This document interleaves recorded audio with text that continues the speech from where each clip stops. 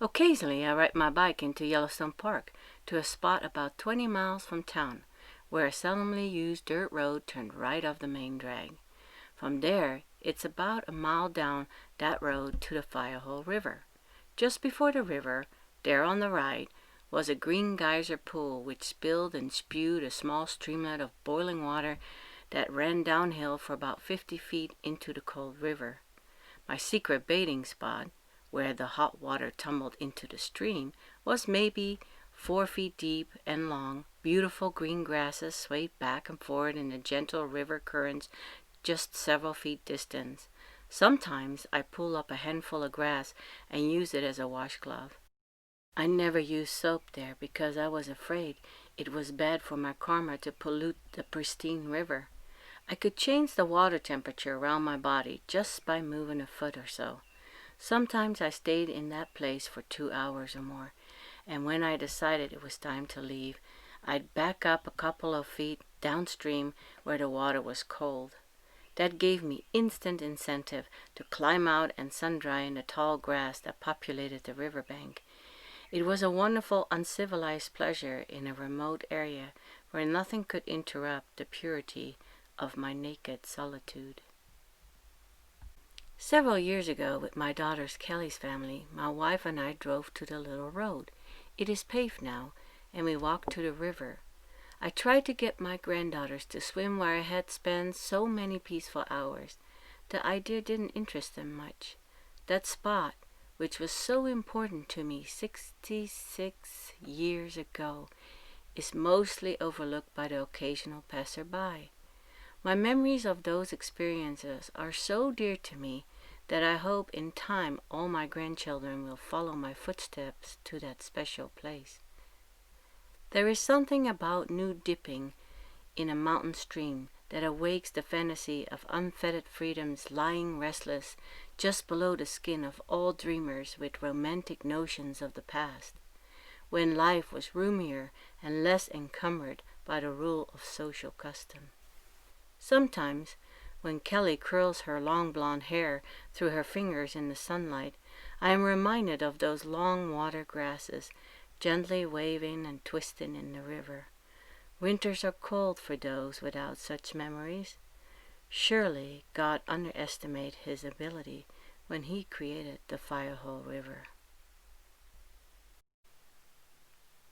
Good morning, and thank you for watching. We did check out this whole area down at Ojo Caliente and went on a wonderful hike, a loop hike there, and really searched high and low and found some really neat things out there. A million people around here, but we happened to just find this nice, peaceful, listen,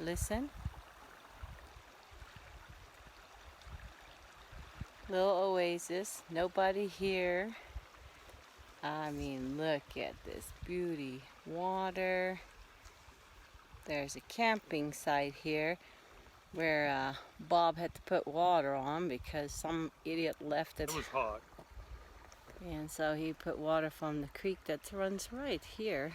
You can probably see me shaking my head. Yeah. And then look at the view right over this direction in the middle of the summer in Yellowstone National Park. Wow, we're here off this trail, and I tell you, there's no boardwalks here. This is pretty awesome.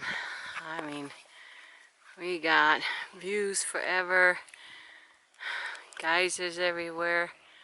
Yeah, you just got to be careful here and not to get too close to the edge because it's kind of undercut. Oh, I see some bubbling coming up right there. Look.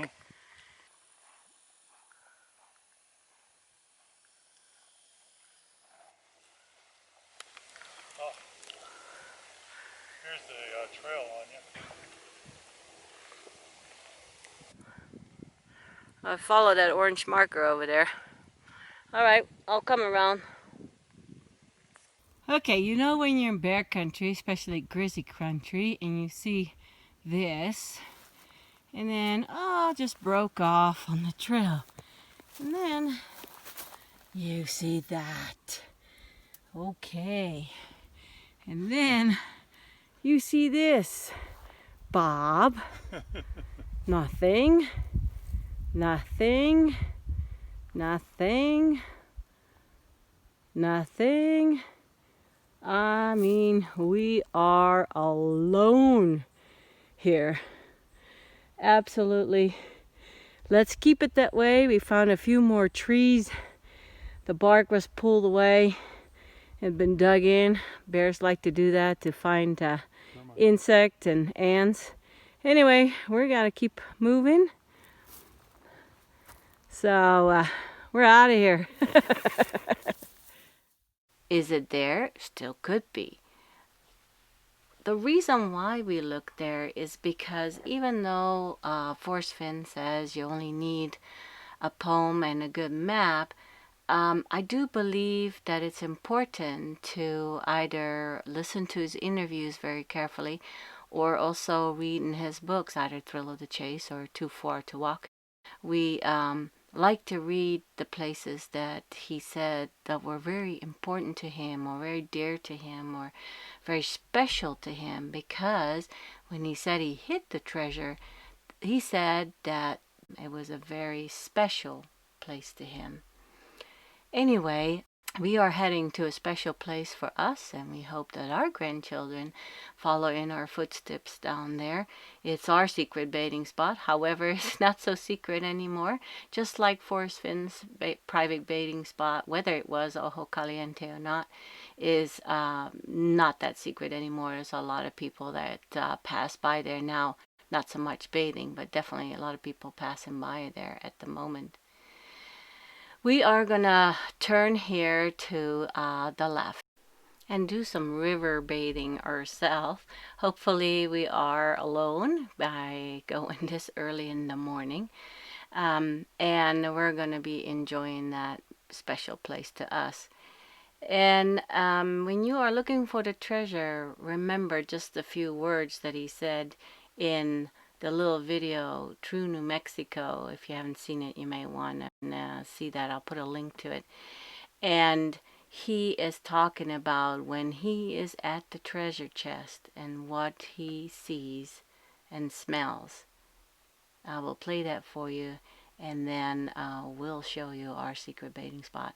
Hope you have one of these wonderful spots yourselves, and hope that you have a safe and fun treasure hunt, treasure search yourself. Of course, we all hope to find it ourselves, but I wish everybody that goes out there lots of luck.